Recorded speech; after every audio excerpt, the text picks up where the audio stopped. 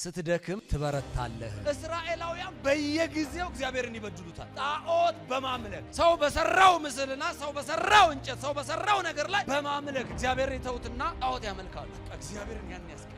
እነዚህ ህዝቦች ከግብጽ ምድር ሲወጡ መጽሐፍ ቅዱስ ላይ እዚህ ወደ ግብጽ ሲሄዱ ያለውና ከግብጽ በኋላ ሲመጡ ያለውን ነገር ነው የሚናገረው። ልክ ከግብጽ ሲያወጣቸው ጣዖት እንዳያመልኩ ተነግሯቸዋል። በሙሴ እግዚአብሔርን ብቻ እንዲከተሉ ተነግሯቸዋል። የጠላት ኃይል ሲበረታባቸው መሸሸግ ፈለጉ። በየተራራው በየሸለቆው በየስርቻው መደበቅ ጀመሩ። ማንን ፈርተው? ሚዲያማውያን ፈርተው።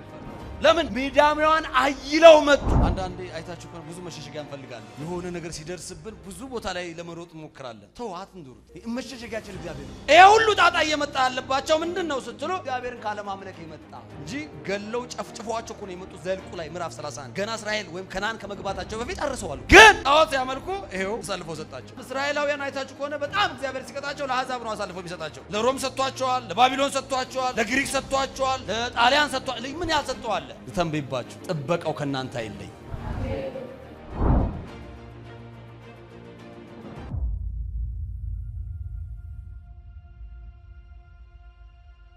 ስትደክም ትበረታለህ። መልእክቴ ነው። ዛሬ የሚበረታ ሰው አለ። አሜን በሉኝ። በኢኮኖሚ የሚበረታ ሰው አለ። በአገልግሎት የሚበረታ ሰው አለ።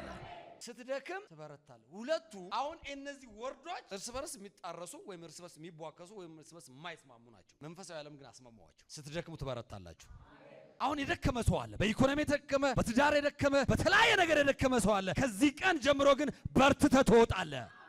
ከምዕራፍ 6 7 8 ነው። ግን 7 እና 8 ብዙ ማለት ነው። ምዕራፍ 6 ላለችም ብቻ እና እዚህ ቃል ላይ ሲናገር እስራኤላውያን በየጊዜው እግዚአብሔርን ይበድሉታል። በምንድነው እግዚአብሔርን የሚበድሉት ካላችሁ ደግሞ በሌላ አይደለም፣ ጣዖት በማምለክ ሰው በሰራው ምስልና ሰው በሰራው እንጨት ሰው በሰራው ነገር ላይ በማምለክ እግዚአብሔርን ይተውትና ጣዖት ያመልካሉ። በቃ እግዚአብሔርን ያን ያስቀይሙታል፣ ያን ያስያዝኑታል። እነዚህ ህዝቦች ከግብጽ ምድር ሲወጡ መጽሐፍ ቅዱስ ላይ እዚህ ወደ ግብጽ ሲሄዱ ያለውና ከግብጽ በኋላ ሲመጡ ያለውን ነገር ነው የሚናገረው። ልክ ከግብጽ ሲያወጣቸው ጣዖት እንዳያመልኩ ተነግሯቸዋል። በሙሴ እግዚአብሔርን ብቻ እንዲከተሉ ተነግሯቸዋል። በድል በታምራት ወደ ተነገረው ስፍራ እንደሚያደርሳቸው ነግሯቸዋል። ይናው እነዚህ ሰዎች በየጊዜው ነው ብያቸዋለሁ። ልክ ዘጸአት ምዕራፍ 15 ላይ ቀይ ባህርን ከተሻገሩ በኋላ ዘመሩ፣ አመሰገኑ። 16 ላይ ምን ማምለክ ጀመሩ? ቀይ ባህርን ከፍሎ ያሻገራቸው፣ በድል የመራቸው፣ በእሳት አምድ የመራቸው፣ በደመና አምድ የመራቸው፣ መና ያበላቸው፣ የመገባቸው ይህንን አምላክ አመሰገኑ፣ ረሱት፣ ወደ ጣዖት ማምለክ ገቡ። ዛሬ ልንገራችሁ ከዘር ማንዘር የሚመጣ ይሄ ጣዖት መንፈስ ተገልብጧል። ይህንን አምላክ ረሱት። በቃ ከዚያ ከወጡ በኋላ ከነአን ከገቡ በኋላ በጣም የሚገርመው እየጨረሱ እያጠፉ የመጡት ህዝብ አለ። አንደኛው ምድያማውያን ናቸው፣ አሞራውያን ናቸው፣ ከናናውያን ናቸው፣ ያቡሳውያን ናቸው።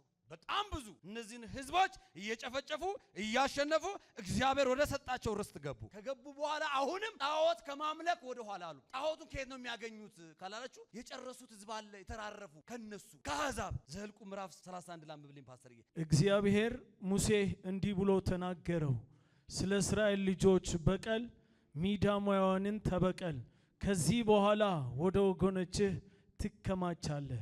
እግዚአብሔር አምላክ ለሙሴ እንደዚህ ያለው እየሄድክ ነው ያለው። አዎ፣ ስለዚህ ሚዲያማውያንን ምን አለ? ተበቀላቸው። ከዚህ የተነሳ እስራኤላውያን ሚዲያምን ተበቅለዋል፣ ጨርሰዋቸዋል። የቀሩ ግን አሉ። እነዚህ አሕዛቦች ናቸው። ሚዲያማውያን አቅም ኑሮ ጣዖትን እያመለኩ ለማመፈተኛ ሆኖ ኪዳላለሁ። አንብብልኝ። የእስራኤል ልጆች በእግዚአብሔር ፊት ክፉ ስራ ሰሩ። እዚህ ቃል ላይ ሲናገር በአዲሱ ላይ እንደገና ይላል። ከዚህ በፊት ሰርተውታል ማለት ነው። እንደገና ምን ይላሉ? እንደገና እስራኤላውያን በእግዚአብሔር ፊት ክፉ ድርጊትን ምን አለው? አደረጉ። መርጫችሁ እናንተ የተመረጣችሁ የተወደዳችሁ ህዝቦች ናችሁ። የጠራኋችሁን ልታመልኩኝ እንጂ ጣዖት ልታመልኩ አይደለም። ወደ ክፉ ተግባር ልትሄዱ አይደለም። ከዚህ የተነሳ ለሚዲያማውያን ምን አሳልፌ እሰጣችኋለሁ። አንብብልኝ። ክፉ ድርጊትም ፈጸሙ፣ እግዚአብሔርም ለሚዲያማውያን አሳልፎ ሰጣቸው። ለማን ሰጣቸው? ለአሕዛብ አሳልፎ ሰጣቸው። ይናው ስሙኝ፣ ዛሬ ልንገራችሁ በጣም ብዙ ሰዎች በክርስቶስ ኢየሱስ የዳኑ ሰዎች፣ ጌታ ኢየሱስ አምላካቸው አድርገው የተቀበሉ ሰዎች፣ የዘላለም ሕይወት የተቀበሉ እግዚአብሔር ልጆች የተባሉ ሰዎች ሲያጠፉ ማን እንደሚበቀላቸው ታውቃለህ? ዲያብሎስ አይደለም። ዲያብሎስማ ምን ይበቀላል? አሕዛብ ይበቀላል። እስራኤላውያን ሲያጠፉ ማን ይበቀላቸዋል? ለማን ይሰጣቸዋል? ለአሕዛብ። ሰይጣን አይደለም የሚበቀላቸው፣ ለአሕዛብ ይሄው ተገዙ ይላቸዋል። በባርነት ይሄው ሚዲያማውያን አሳልፈው ይሰጣቸዋል።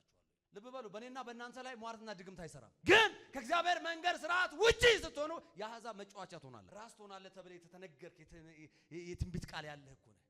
እንዴት ነው ጅራት የምትሆኑ?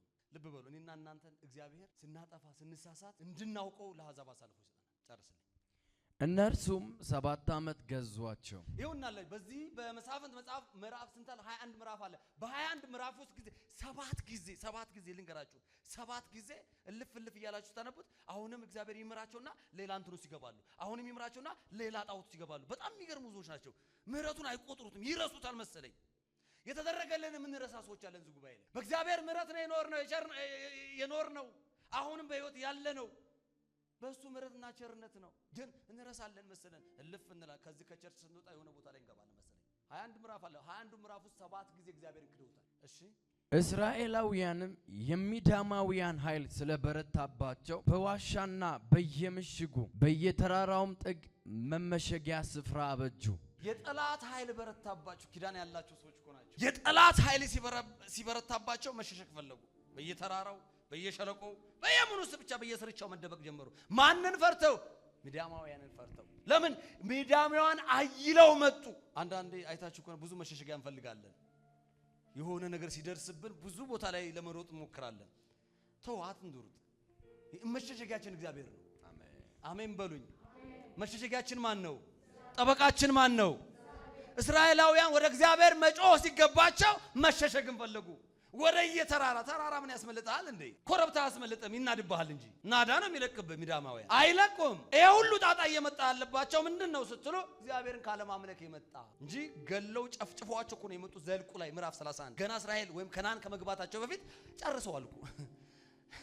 ግን ጣዖት ያመልኩ ይሄው አሳልፎ ሰጣቸው። በጣም እስራኤላውያን አይታችሁ ከሆነ በጣም እግዚአብሔር ሲቀጣቸው ለአሕዛብ ነው አሳልፎ የሚሰጣቸው። ለሮም ሰጥቷቸዋል፣ ለባቢሎን ሰጥቷቸዋል፣ ለግሪክ ሰጥቷቸዋል፣ ለጣሊያን ሰጥቷል። ምን ያልሰጠው አለ? ተንበይባችሁ ጥበቃው ከናንተ አይለይ።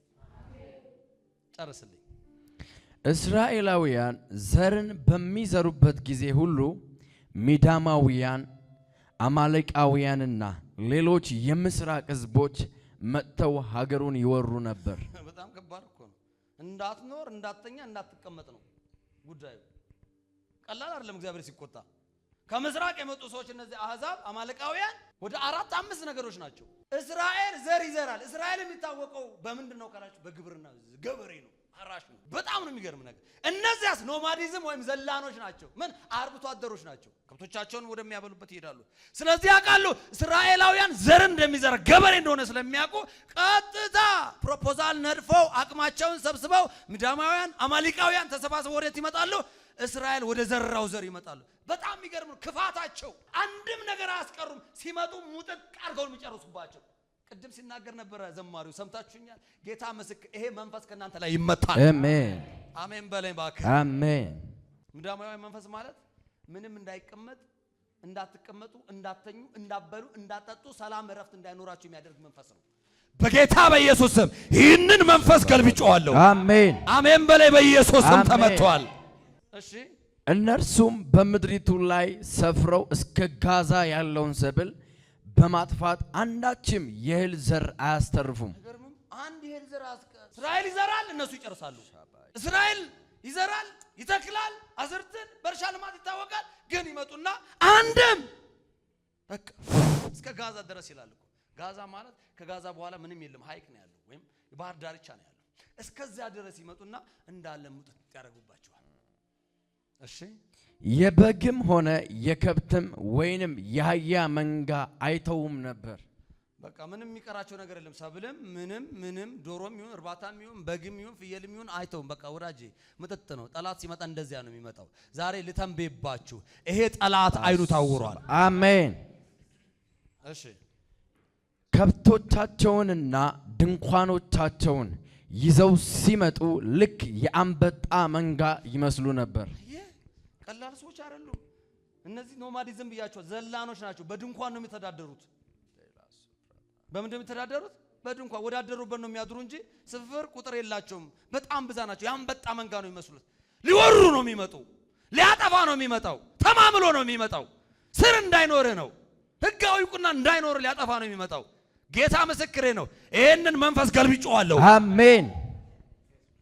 ከልካይ መንፈስ እኮ ነው። ውጤታማና ፍሬያማ እንዳትሆን የሚገዳደር መንፈስ ነው። በጌታ በኢየሱስ ስም ኢን ጂሰስ ኔም ተናገርኩኝ ተነበይኩኝ ይሄ መንፈስ ከኢኮኖሚያችሁ ላይ ተመታ ከቤታችሁ ላይ ተመታ ሲተመታ በሉ ተመታ እሺ አንብብልኝ ሰዎቹንም ሆነ ግመሎቻቸው ለመቁጠር አዳጋች ሲሆን የሚመጡትም ምድሪቱን ለማጥፋት ነበር እነዚህ ምድያማውያን አማሌቃውያን የሚባሉ ከምስራቅ የሚመጡ ህዝቦች ቀላል አይምሰሏቸው ከብቶች የሚቆጠሩ አይደሉም ለምን አርብቶ አደሮች ናቸው አመጣጣቸው ምድሪቷን ለመውረር ነው ለማጥፋት ነው ሊያጠፋቸው የመጣ ጠላት ይወድቃል አሜን በሉ ባካችሁ አሜን ተደብቆ የሚሰራ ክፉ የሆነ መንፈስ ይመታል አሜን ተሰውሮ የተቀመጠ መንፈስ ይገለበጣል አሜን ኢኮኖሚያችሁን ያዘ መንፈስ ይመታል አሜን ያስጨናቂው ዘንግ ይሰበራል ያው ለተንብይ በባካ አሜን ብለህ ተቀበል ሰንበሳት እንደሚቀልጥ ዛሬ ጠላት ይቀልጣል አሜን ጌታ መስክር ይሄ ቀን የለውጥ ቀን ነው ባካ ያለቀሳችሁ ሰዎች አላችሁ ያዘናችሁ ሰዎች አላችሁ ግራ የተጋባችሁ ሰዎች አላችሁ ወደ ታቅጣጫ ነው ሜዳ ያላችሁ ሰዎች አላችሁ ያው እግዚአብሔር ምስክሬ ነው ይሄ ከልካይ መንፈስ ተመቷል አሜን ሲተመቷል በሉ ተመቷል ትንቢት ነው አረመናገረው ተመቷል ተሸንፈዋል ወድቋል አሜን ቀላል አይደለም እንዳትኖሩ እንዳትተኙ እንዳትበሉ እንዳትጠጡ እንዳትቀመጡ ያ የሚያደርግ መንፈስ ነው ይሄ ምድያማዊ መንፈስ አማሌቃዊ መንፈስ ዛሬ ይሄ መንፈስ ከናንተና ከቤታችሁ ላይ አልፎም ከዘራችሁ ላይ ተመቷል ሲተመቷል በሉ በቃ እሺ ምድያማውያን እስራኤላውያንን ችግር ላይ ስለጣሏቸው ይረዳቸው ዘንድ ወደ እግዚአብሔር ጮሁ ያህዌ የሆነውን ሕያው የሆነው አምላክን ስሙን እየጠራ ጾም እንደ የጌታን ስም የጠራ ሁሉ ምን ይላል አለ ይድናል ይጠራኛል እመልስለታለሁ የሚለው ይሄ ቃል እኮ ነው አለ አጠገብ ላይ የሚመልስ ጌታ ብራዘር የሚሰማ ጌታ አለ ሃሌሉያ ይጠራኛል እመልስለታለሁ አለ በመከራውም ጊዜ ከእርሱ ጋር ሆናለሁ አድነዋለሁ እታደገዋለሁ ይላል አሜን ይላል ይሄ ጌታ ለታንበይባችሁ ይሄ ኃይል በእናንተው ሲቀመጥ እንጂ ይሳስነ የሆነ ሰው አለ በኃይል ታጥቆ የሚወጣ ሰው እኔ ማንንም አላቅም የማቀው አለ የማገለግለውን ጌታ ይሄ ጌታ ድምጼን ይሰማል ይሄ ጌታ ይታደገኛል ይሄ ጌታ ያድንሃል ይሄ ጌታ ያበረታል ይሄ ጌታ ኃይል ይሆናል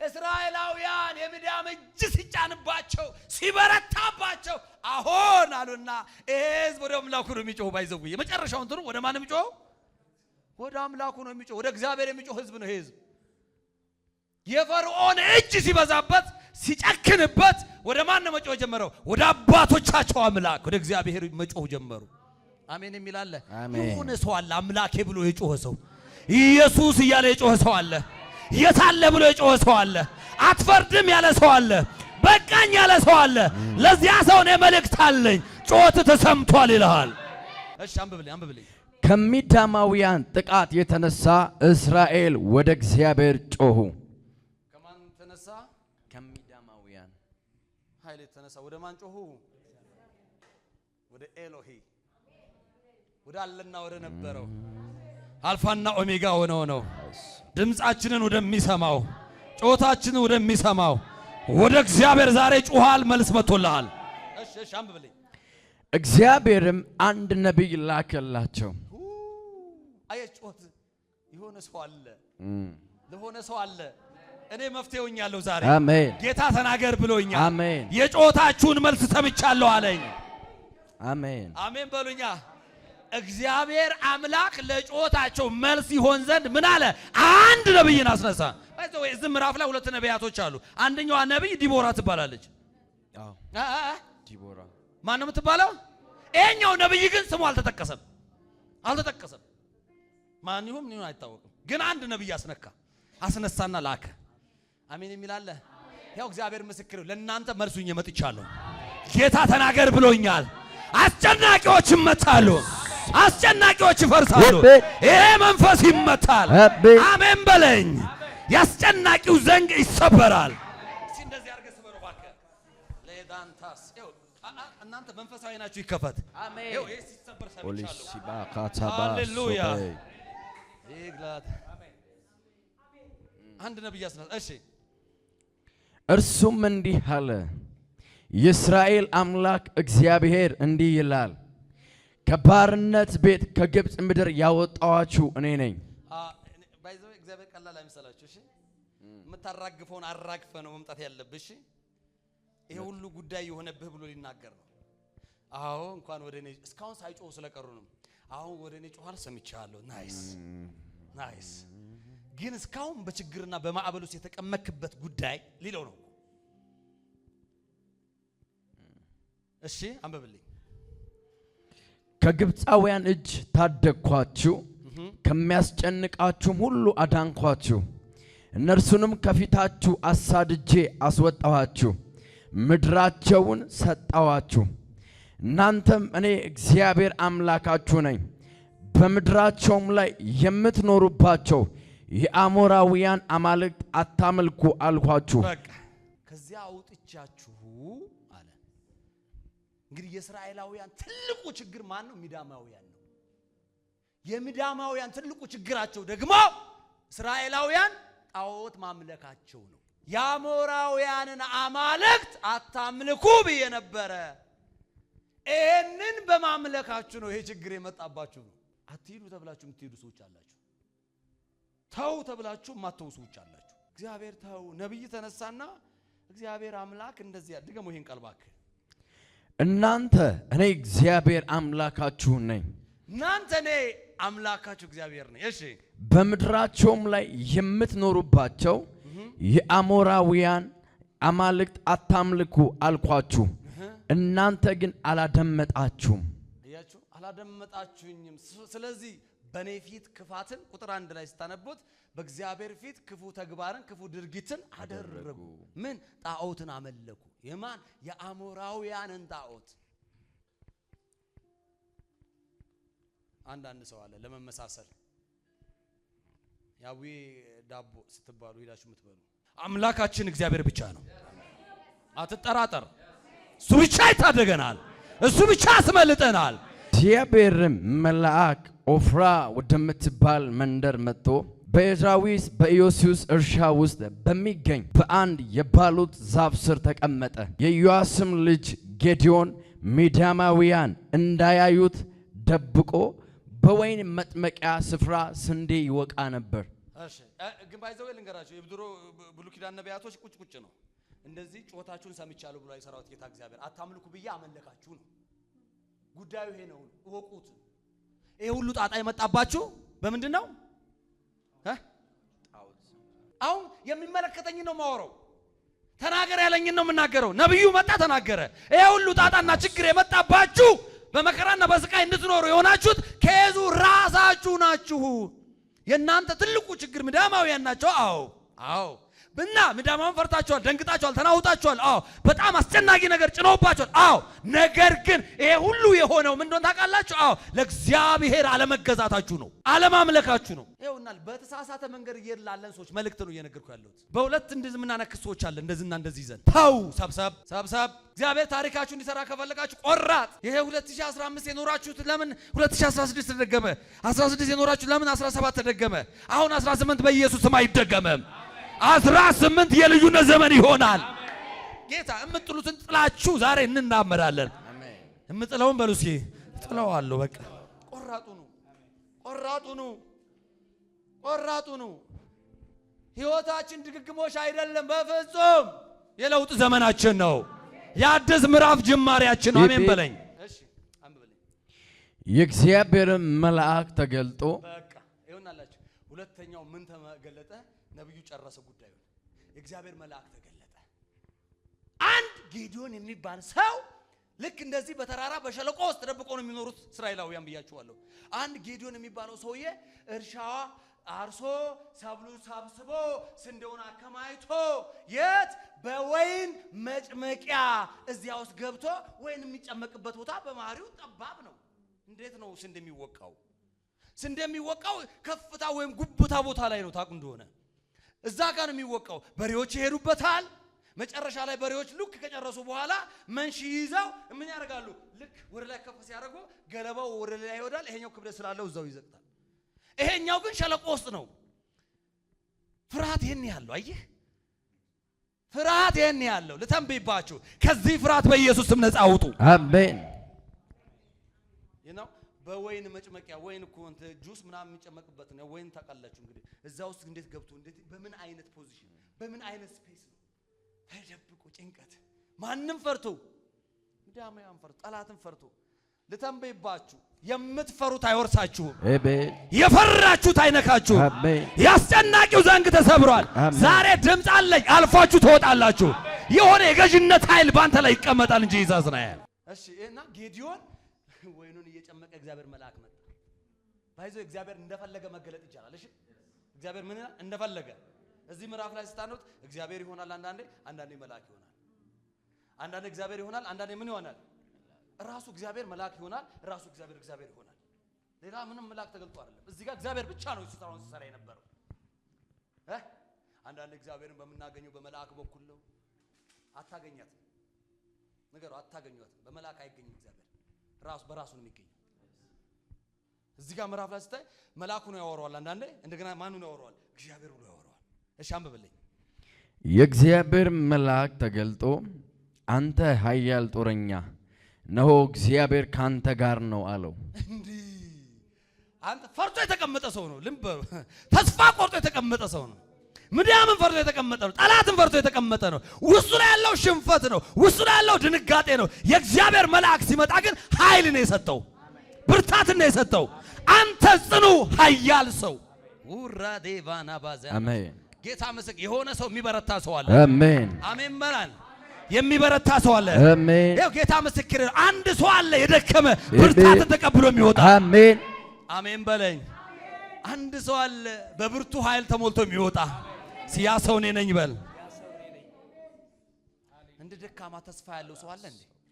እንደ ደካማ ተስፋ ያለው ሰው እንደ ደካማ ተስፋ ያለው ሰው የደከሙ ሰዎች ተስፋ አላቸው። ልንገራችሁ የደከመ ሰው ተስፋ አለው። ተስፋው እግዚአብሔር ነው። አሜን በለኝ። መጽሐፍ ቅዱስ ነው እኮ የሚለው እኔ አይደለሁም እኮ። መጽሐፍ ቅዱስ በጣም የሚያዳላው ወይማን አድልቶ የሚናገረው ለደከመ ሰው ነው። ኃይል ላጣ ብርታት ላጣ ሰው እንደዚህ ብሎ ይናገራል። ለደካማ እኔ እኮ ኃይልን እሰጣለሁ ይላል። ይሄ ጌዲዮን ደክሟል፣ ፈርቷል። በጣም ከፍርሃት የተነሳ ነው ብያችኋለሁ። ሸለቆ ውስጥ ወይን መጭመቂያ ውስጥ ገብስ ወይም ስንዴ ንፋስ ከየት እንደሚመጣ አላውቅም፣ እንዴት እንደሚያጣራውም አላውቅም። መልአኩ መጣና አንተ ጽኑ ይኸው ይኸውናላችሁ ስሙኝ። እቺን ቃል ልንገራችሁ አስተውሉ። ትንቢት ማለት ይሄ ነው። እሺ ፕሮፌሲ ማለት ይሄ ነው። ያንቺን ጓዳ መናገር አይደለም። ሽንኩርትሽን፣ በርበሬሽን፣ ድንችን፣ ቲማቲም የምንቆጥርበት ሰዓት የለንም። እግዚአብሔር ያየውን ነገር ግን እንናገራለን። እግዚአብሔር ያንቺ ደክመሽ ሊሆን ይችላል፣ ብርታትሽን ነው እየነገርሽ ያለው። አሜን። ሁሉንም በእናታችሁ አሁን እንደው ስናገር እንደው ሶሪ ይሄን ቃል ሁላችን አሁን ቢቆጠር እንደው አካውንታችሁ ላይ እስኪ እንደው ከ10 ሚሊዮን ብር በላይ ያለው አለ እዚህ? የለም ግን አለ። አሜን የሚል አለ አለ ካሊ እኔ ይሁንና ቅድም ምንድነው ያልኩ? የሆነ ነገር እያየሁ ነው አላልኩም? ምንድነው ስል $100,000 እየመጣ ነው አልኩት። በያ አላልኩም? ተናገር እንጂ እግዚአብሔር ሰው በቃ እኔ ያየሁትን ነው። $100,000 እየመጣ ነው። የት? እዚህ ቸርች። አሜን በለኝ። ጌታ ምስክሬ ነው። ሃሌሉያ። ሌባውን ሌባ የሚል እግዚአብሔር መንፈስ እዚህ አለ። አጭበርባሪው አጭበርባሪ ነው፣ ቀጥል በእግዚአብሔር መንገድና የሚል እግዚአብሔር እጅ አለ እዚህ። ይሄ ወንጌል ይቀጥላል እንጂ ይሰስናይ። አሜን። ስለዚህ ምን ለሆናል? ጌዲዮን ተስፋ ቆርጦ የደከመ ሰው፣ ተስፋ ያለው ሰው ግን መልአክ መጣና አንተ ጽኑ ኃያል ብርቱ ሰው። አረበስማ እግዚአብሔር መልአክ ሲናገር አሁን ያለው ጌዲዮን ተጨንቃል፣ በወይን መጭመቂያ ውስጥ ያለው በጣም ተጨንቃል፣ ፈርታል፣ ምዳም በቃ ይታወቃል። አሁን ጊዜያችን ሰዓታችን የቤት ኪራይ አስጨንቆናል። ምንም የቤት ኪራይ መከፈለው የለም፣ እያስጨነቀን ከእጅ ወደ አፍ እየጠበበ ነው። የለም ግን ነገ ልተንብይባችሁ እግዚአብሔር ባለጸጋ ያደርጋችኋል። አሜን በለኝ እባክህ። ለብዙዎች ተተርፋለህ። አንብብ ልጨርስልኝ። ጌዲዮንም መልሶ ጌታ ሆይ እግዚአብሔር ከኛ ጋር ከሆነ ይህ ሁሉ እንዴት ሊደርስብን ቻለ? እግዚአብሔርም ከግብፅ ምድር አውጥቶናል በማለት አባቶቻችን የነገሩን ተአምራት የት አለ? አሁን ግን እግዚአብሔር ትቶናል፣ በሚዳማውያን እጅ አሳልፎ ሰጥቶናል አለው። አሁን ሽንፈትን እያወራ ነው ጌዲዮን። ምን እያወራ ነው? ሽንፈትን ትቶናል፣ ረስቶናል። ምን ይሁንክ ነው አለው። እግዚአብሔር የነገሩን አባቶቻችን የነገሩን እግዚአብሔር ድንቅና ታምራት የለም እኛ ጋር። አሁን ግን በሚዲያም እጅ ተይዘናል። ከዚህ ተነሳ ተደብቅ ያለው ባክህ ነው። እንደ ደካማ የሚበረታ ሰው የለም ብራዘር። ይሄው እግዚአብሔር ምስክሬ ነው። በሆነ ጉዳይ የደከማችሁ ሰዎች ካላችሁ ዛሬ በርታችሁ ትወጣላችሁ። አሜን አሜን በለኝ። ለብዙ ሰው መፍትሄ ትሆናላችሁ። ትዳር ያደከማችሁ፣ የሆነ ነገር ያደከማችሁ፣ ቢዝነስ ያደከማችሁ፣ የሆነ አገልግሎት ያደከማችሁ፣ ጠላት ያደከማችሁ ሰዎች እዚህ ጉባኤ ላይ ያላችሁ ይሄው እግዚአብሔር ምስክሬ ነው። በርትታችሁ ትወጣላችሁ። ኢየሱስ የመጣው ለማን ነው? ወደ ደካሞች፣ ተስፋ ወደ ቆረጡት፣ ለባለጸጎች አይደለም፣ ወደ ባለመድኃኒቶችም አይደለም፣ ገንዘብ ወዳላቸውም አይደለም፣ ወደ አዋቂዎችም አይደለም፣ ወደ ባለጠጎች ወይም ወደ ባለስልጣን አልመጣም። ተስፋ ወደ ሌላቸው፣ አቅም ወደ ሌላቸው፣ ወደ ደከሙ ወደ እነሱ ጌታ እግዚአብሔር መጣ ይለኛል።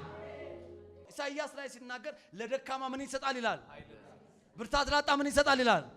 ጉልበት ላጣ ምን ይሰጣል ይላል? ጉልበትን ይሰጣል። ደክማችሁ ላላችሁ ሰዎች ይኸው እናንተ አይደላችሁ የምትበረቱት፣ እግዚአብሔር ያበረታችኋል። አልገባችሁም? የሆነ የሚያበረታ ኃይል ያገኛል ዛሬ። ይኸው እግዚአብሔር ምስክር ነው። በዚህ ዘይት ነካለው፣ ታሪክ ተቀይሮ ትወጣለህ። አንተ ጽኑ ኃያል ሰው፣ ጽኑን የራስህ ተርጉሙት ከፈለጋችሁ። አንተ ጽኑ ኃያል ብርቱ። እንዴ ደካማ ነኝ እኮ ምንም የለኝ፣ ምን ነው እግዚአብሔር የሚያወራው?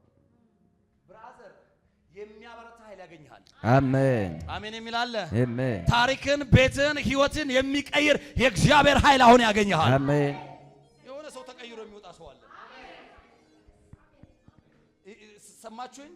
ካልጠበቃችሁት ቦታ ሰው ይነሳላችሁ። አሜን። ካላሰባችሁት ቦታ ሰው ይነሳላችሁ። አሜን። ያው እግዚአብሔር ምስክሬ ነው። ድንገት እናንተ ደክማችሁ ካላችሁበት ቦታ ትነሳላችሁ። አሜን። ምንም የሌለውን ገበሬ፣ አቅም የሌለውን ገበሬ፣ ሃሌሉያ ገብስ ወይም ስንዴ እየወቃለውን ገበሬ ና አለውና እስራኤልን ትመራለህ፣ ሚዳማውያንን ግን ትቀጠቅጣለህ። አሜን። የሆነ ሰው አለ በበቀል ቅባት የሚገለጥ። አሜን አሜን በላይ ልተንብይ በበናት የሆነ ሰው አለ በበቀል ቅባት የሚገለጥ የድነትን ቀንበር የሚሰብር ጠላትን የሚመታ በጌታ በኢየሱስ ስም አሜን ለሚል ይሁንበት። አሜን። ካልተጠበቀ ሰፈር የሚወጣ ሰው አለ። ያው ለትውልድ መፍትሄ የሆነ ሰው አለ። ዝም ብዬ ነው ተናገር ይለኛል። ጌዲዮን ማን ይወጣል ብሎ ማን አሰበ? ማንም ሆ የሆነ ሰው አለ ለሆነ ሰው መፍትሄ። አሜን። እዚህ መጽሐፍ ላይ ብዙ መስፍን ተነስተዋል፣ ብዙ መሳፍን ተነስተዋል። እዚህ ጋር ግን አንዱ መስፍን ነብዩ ነው የወጣ ሰው አለ፣ ተቀብጦ የወጣ ሰው አለ። ጌዲዮን ይባላል። ልክ እንደ ጌዲዮን የሚቀባ ሰው አለ። ልክ እንደ ጌዲዮን የሚነሳ ሰው አለ። አሜን የሚል አለ። ተንቢብ በኢየሱስ ወደበ። አሜን። ዛሬ ያስጨናቂው ቀንበር ይሰበራል። ነብይ ማለት እንደዚህ ነው ብራዘር። ድምጽ ሲመጣ እንደዚህ ነው። ያለበትንማ ከነገርኩ ምን ያደርጋል? ልታለቅስብኝ እኮ ነው። ዛሬ እኮ ለቅሶ ተሽሯል እያልኩ ነው የመጣሁት። አሜን። ለቅሶ ወደ ደስታ ተገልብጧል እያልኩ ነው። ጩኸቱ ወደ ደስታ ተገልብጧል እያልኩ ነው።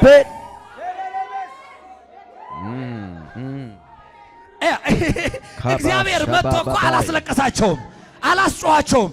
ለቅሷቸውንና ጩኸታቸውን ወደ ምርኮ ነው የመለሰላቸው፣ ወደ ደስታ ነው የመለሰላቸው።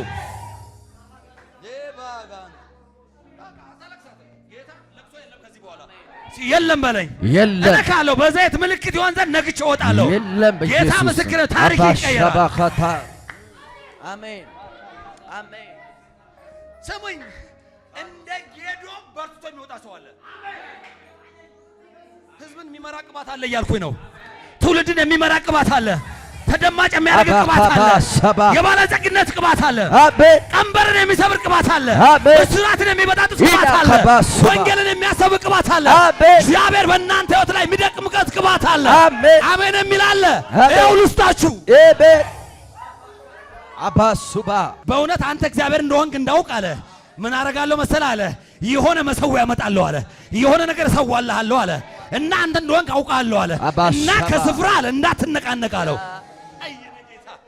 ቁጭ በሉ አንብብልኝ፣ ጨርስልኝ። በዚህ ጊዜ እግዚአብሔር ወደሱ ዘወር ብሎ ሂድ፣ ባለ ኃይል ሁሉ እስራኤልን ከሚዳማውያን እጅ እንድታወጣ የምልክ እኔ አይደለሁምን አለው። እስራኤላውያንን ከምድያም እጅ የምታወጣ እኔ ሰራዊት እግዚአብሔር አይደለሁምን? አሜን በለኝ። አሜን። የሆነ ሰው አለ፣ የሆነ ሰው ከሆነ ሰፈር የሚያወጣ አሜን። አካባቢያችሁ ላይ የተቀበረ ድግምት ካለ ልክ ስትደርሱ ይፈርሳል። አሜን። አሜን በለኝ። አካባቢያችሁ ላይ የተቀመጠ ድግምት ካለ መገልበጥ ይጀምራል። አሜን። ንጋና ስትረግጡት እኮ ነው።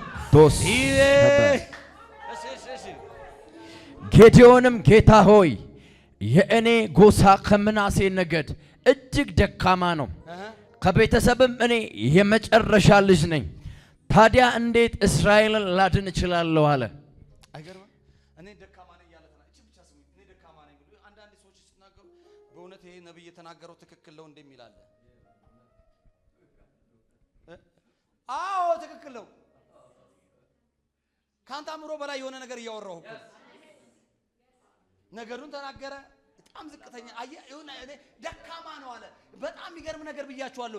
እንደ ደካማ የሚበረታ ሰው የለም። የለም በሉ ባገር። ደካማ ናችሁ? አዎ። ደክማችኋል? አዎ። ሁኔታ አድክሟችኋል፣ ጠላት አድክሟችኋል፣ የተለያየ ነገር አድክሟችኋል። ግን ዛሬ መበርታት ትጀምራላችሁ። ፓሊካባን ቫኖስ ነብይ ነኝ አሜን ብለህ ተቀበለኝ። ጭንቅላቴው እያልኩ ነው። ያለበትን እንዳታይ፣ ያለሽበትን እንዳታይ እግዚአብሔር ታሪካችሁን ይቀይራል። ልክ ወንበር ሽፍት እንዳረጋችሁ ያው እግዚአብሔር ምስክሬ ነው። ታሪካችሁ ድስ ተቀይሯል። አሜን። እሺ አንብብልኝ።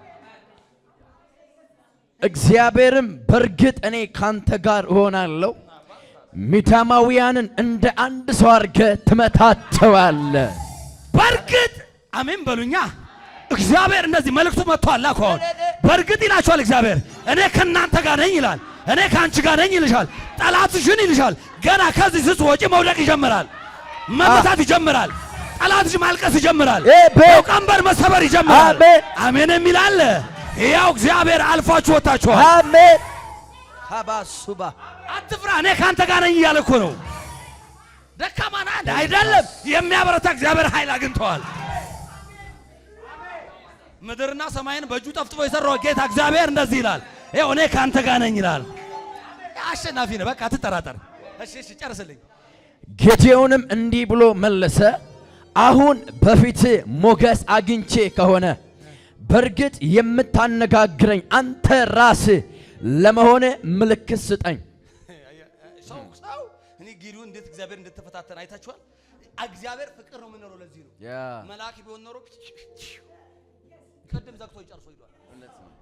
መልአክ ቢሆን ሉታንቱስ ብሎ ሉታንቱስ ማለት መዘጋት ማለት ነው በልሳን በቃ የነገርኩን ድምፅ አልተቀበልክም ማለት ነው። ስለዚህ እና የለም እግዚአብሔር ግን ምንድን ነው ጠዋት ስናስተምረው ነበር አይደል? ፍቅር ከመሆኑ የተነሳ ጌዴዎን በእርግጥ በጣም እየተከራከረ ነው የመጣው። አይታችሁ ደካማ ነኝ፣ ዘሬ ደካማ ነው፣ ምን ሆነ ነው በእውነት እግዚአብሔር አባቶቻችን የነገሩን ታምራት የታለ? አሁን ይኸው ከዚህ የተነሳ ወድቀናል፣ ተርበናል፣ ተጠምተናል፣ ተደብቄያለሁ፣ ተሸሽጌያለሁ በእውነት እና አሁን ደግሞ አለ አንተ ከሆንክ የምታነጋግረኝ አንተ እግዚአብሔር ከሆንክ ምን አይነት ፈተና ነው አንተ እግዚአብሔር የምትፈታተው? ተው ዛሬ ይኸው ታሪካችሁ ተቀይሯል። አሜን።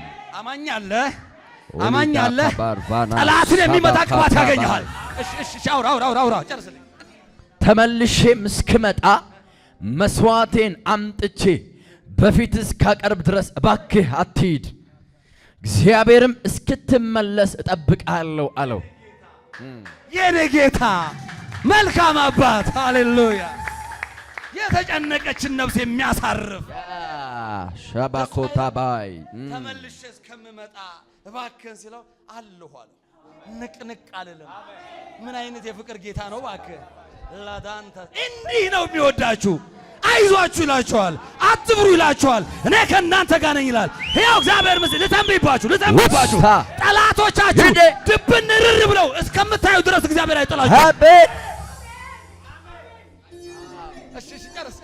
ጌዴዎንም ወደ ቤቱ ሄደ፣ የፍየልም ጠቦት አረደ፣ አንድ ኢፍ መስፈሪያ ዱቄት ወስዶ እርሾ ያልገባበት ቂጣ ጋገረ። ስጋውንም በቅርጫት መረቁንም በምንቸት ይዞ በመምጣት በባሉት ስር ለተቀመጠው አቀረበለት። የእግዚአብሔርም መልአክ ስጋውን እርሾውን ያልገባበትን ቂጣ ወስደ በዚያ አለት ላይ አኖር፣ መረቁንም ስጋውንም በቂጣው ላይ አፍስሰው አለ። ጌዴዎንም እንደታዘዘው አደረገ። መልአኩም በያዘው በትር ጫፍ ስጋውን ቂጣውን ነካ። ከአለቱም እሳት ወጥቶ ስጋውን ቂጣውን በላ። ከዚያም የእግዚአብሔር መልአክ ተሰወረ። ጌዴዎንም ያየው የእግዚአብሔር መልአክ መሆኑን ባወቀ ጊዜ ልዑል እግዚአብሔር ሆይ የእግዚአብሔርን መልአክ ፊት ለፊት አይቻለሁ ወየውኝ አለ።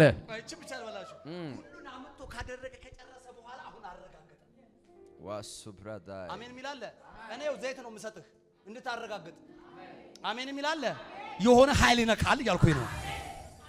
ጌዴዎን ሁሉን ካደረገ በኋላ ወየው የእግዚአብሔርን መልአክ ምን አለ? ፊት ለፊት አይቻለሁና ወዮልኝ። እግዚአብሔርን እኮ ነው ያየው። እናንተ ምን ሆናችሁ ነው?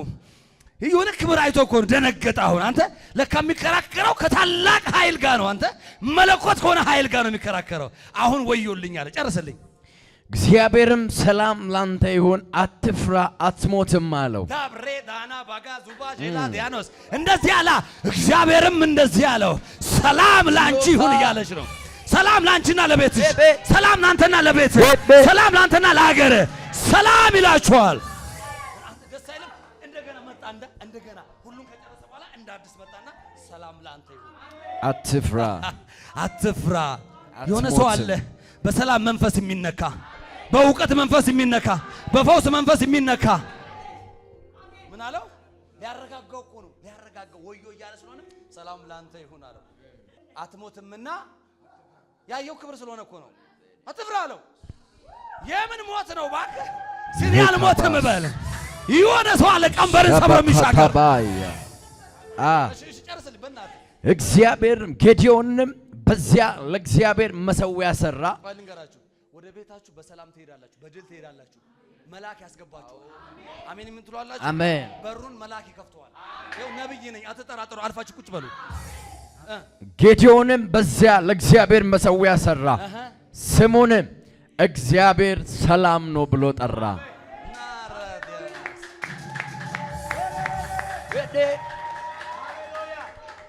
ልተንብይባችሁ ስትወጡ እግዚአብሔር ሰላም ነው ትላለህ። ጌታ ምስክሬ ነው። እግዚአብሔር ምንድነው? ሰላም ነው። የሁከት አምላክ አይደለም፣ የጭንቀት አምላክ አይደለም፣ የባርነት ገዢ አምላክ አይደለም። እግዚአብሔር እንደዚህ አለ፣ ሰላም። ለምን ነው ታውቃለህ? እንደገና እንዳዲስ ሰላም ላንተ ይሁን ስላለው እኮ ነው። እግዚአብሔር ምን አለ? ሰላም። ለካ ተጨንቀን ነበር፣ ሰላም ሰጠን። ከርተን ነበር፣ ሰላም ሰጠን። ደንግጠን ነበር፣ ሰላም ሰጠን። በባርነት ነበር፣ ሰላም ሰጠን። መሠዊያውም የኤቤራውያን ይዞታ በሆነው በኢዝራኤል ስፍራ ቆሞ ይታያል። በዛች ሌሊት እግዚአብሔር ጌዴዎንን እንዲህ አለው፣ ከአባትህ መንጋ 7 ዓመት የሆነውን ሁለተኛውን ወይፈን ውሰድ፣ አባትህ ለበዓል የሰራውን መሠዊያ አፍርስ። ለማን? ለበዓል የሰራውን መሠዊያ አፍርስ። አያችሁ፣ እቺ ጣዖት ናት እስራኤልን ጉድ የከተተች። የትኛዋ ጣዖት? እቺ ጣዖት አለች። ለበዓል የተሰራ ለበዓል የተሰራ አለ ክፉ መንፈስ፣ ይሄ ጣዖት መንፈስ።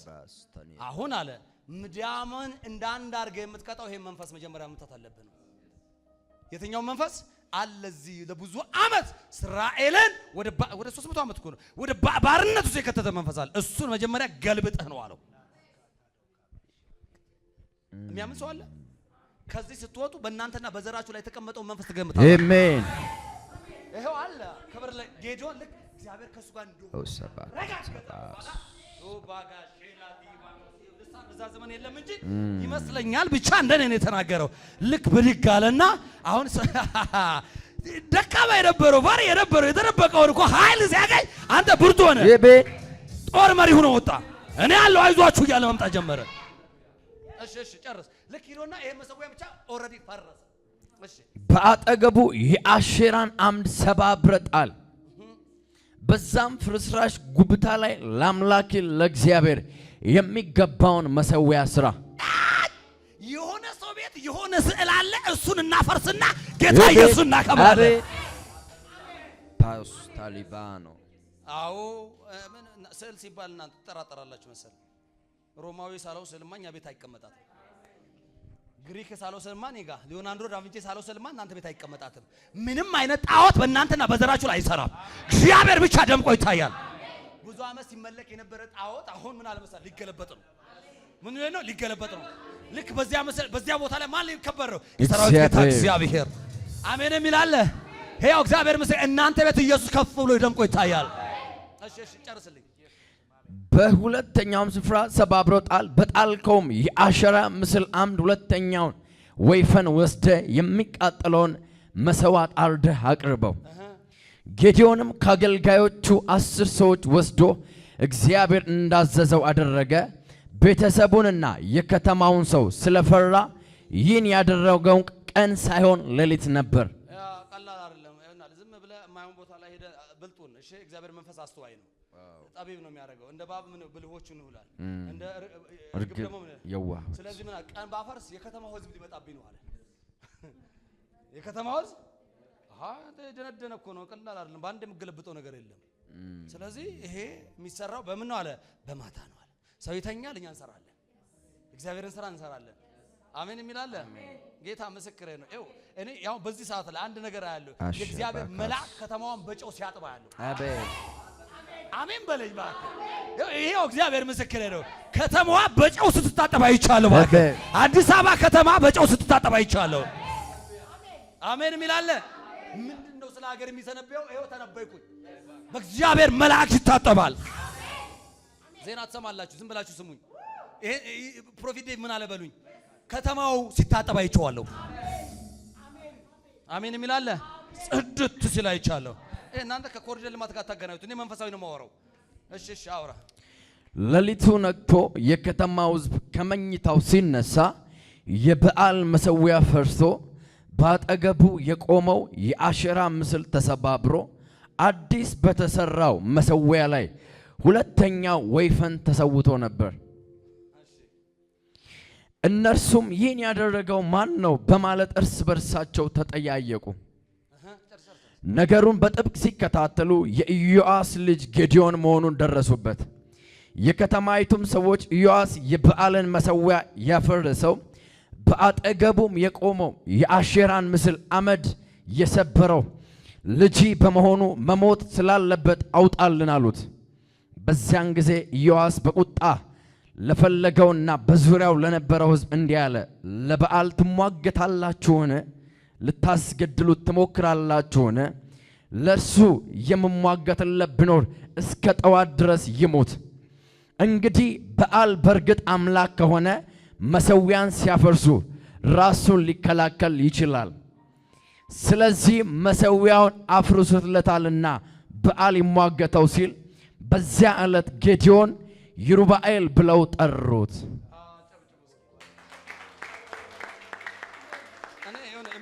ከዚህ በኋላ አታነብም። እሺ ታጥቃችሁ ትወጣላችሁ። አሜን። የሆነ ስራ ይገጥማችኋል። ብቻ የሆነ አዲስ ምዕራፍ ውስጥ ልገቡ ነው። አሜን የሚል አለ። ስሙኝ፣ ጠዋት ሲነሱ ጣዖት ፈራርሳ ሌላ ተአምር ተቀይሯል። ልተንብይባችሁ፣ ነጋችሁ የታምራት ይሁን።